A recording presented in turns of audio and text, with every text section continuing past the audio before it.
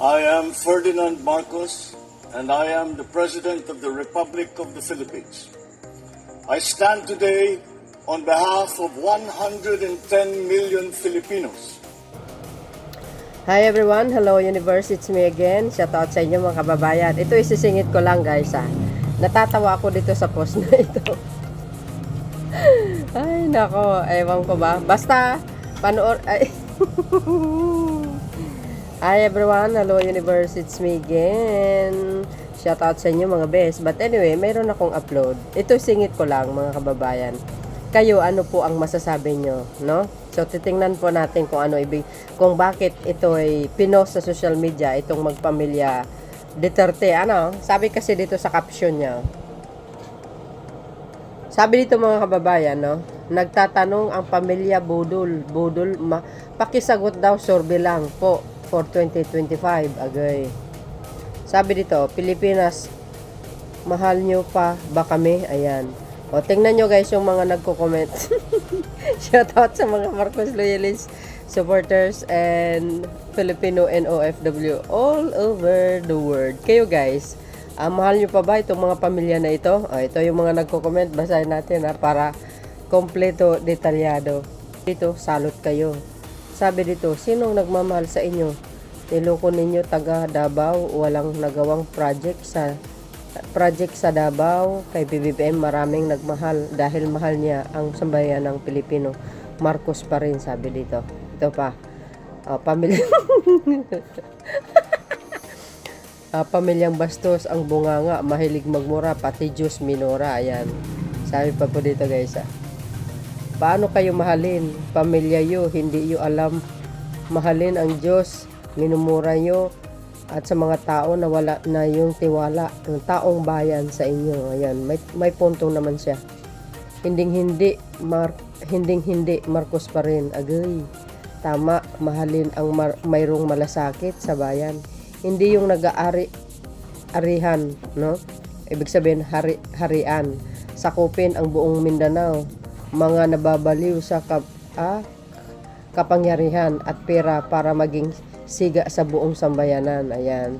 Lahat ng comments nila tama. Huwag magsalita ng masakit sa kapwa para bumalik ang tiwala namin sa inyo. God bless us all. Kaya nga sabi ko, 'di ba? Kung naging maganda sana ang pakikitungon nitong mga 'to kay Pangulong Marcos Jr., di hindi sana sila ganyan, 'di ba? Oh, kung tumahimik lang sana sila, di walang mga issue siguro sa kanila. For sure 'yan. Pero sabi nga natin, walang usok na hindi uusok. Pag ang Diyos kasi kumilos mga kababayan, talagang mabubunyag lahat eh.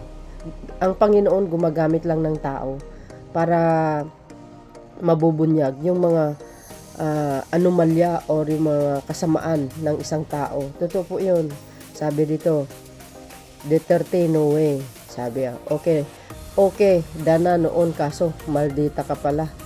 At maraming tato, tas gusto nyo palagi laging nasusunod at hari, wag ganun, no? Sabi dito guys sabi pa dito no way, mga mambubudol na nakawatan ay patay tayo dito.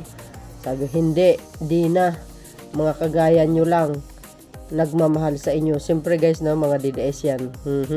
Sabi dito, no way Duterte. Agay, wala naman kayong ginagawa kundi ngawa na ngawa. Ayan, si PBM wala kang marinig sa kanya kundi malasakit sa bansa, lalo na sa panahong ito. Mahal namin PBBM. Oh, yan. Kasi guys, alam nyo, nakikita nyo ngayon sa suna ng Pangulo, napaka-humble niya, di ba? O, inamin niya nga na mayroong pagkukulang din ng kanyang admin. O, kaya nabanggit niya nga yung flood control. Kaya yung mga kontratista, lagot kayo kay Pangulo. O, yan, may kagagawan. May kupit-kupit yan eh. Humanda kayo. Kaya sabi ko, 'di ba, ang Pangulo mitikuloso po yan. At talagang inuusisa niya guys, yung mga big projects, yung kahit maliit man o malaki, inuusisa niya yan. Ika nga, mabusisi baga. Very, organize ang Pangulo. Sabi ko sa inyo, dapat pag may project, itemize sila. Dapat naka-itemize lahat ng mga bilihin, mga resibo, ano man dyan. Yan si PBBM. Nakikita ko kasi.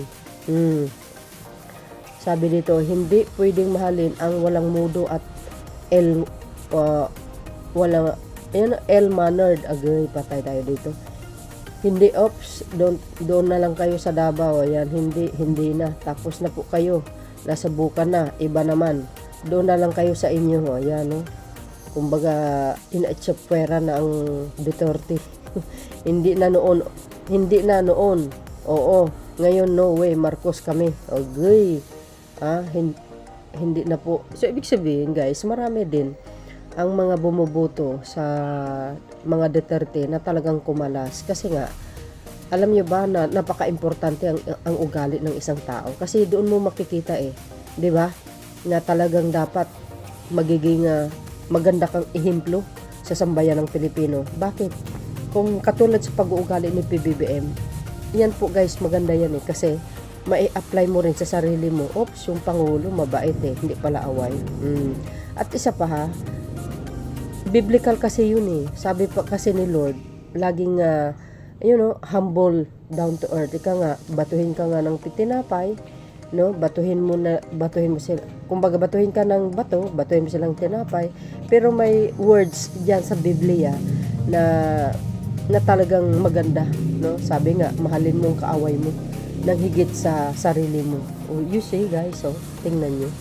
Biblical po yan.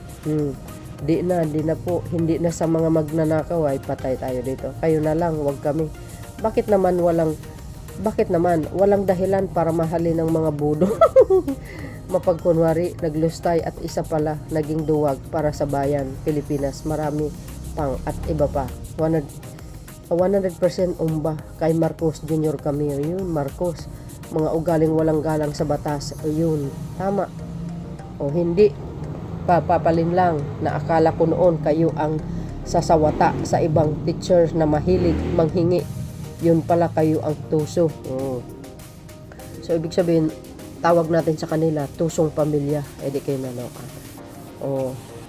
So, yun mga kababayan, ano po ang kapalagayan nyo? Ito, siningit ko lang Well, ako, wag na silang ibalik sa anumang pwesto. Kasi, kumbaga, nakita na natin kung paano sila mamuno, hindi maganda, maraming namatay, yung that time sa war on drugs, parang mga aso na lang, no? Pinagpapatay, kawawa dahil nga dyan sa reward system, kawawa yung mga kapwa nating Pilipino, although mga kriminal yun, pwede mo naman sila ikulong guys, may batas tayo kulong sila ng habang buhay. Tama nga yun, sinabi ng ni Pangulong Marcos Jr., hulihin sila pero walang patay. Yes. Mabibilanggo sila ng habang buhay ayon sa sentensya. Kaya isa pa pangalawa, itong ugali nila ang papangit. Parang talo pa yung askal sa kalye guys, no? Sorry to say but yun po ang nakikita natin So yun mga kababayan, ang aking pinaka latest updates, siningit ko lang po ito. Ano po ang masasabi niyo. See you again on my next upload. Bye and babush. God bless Philippines.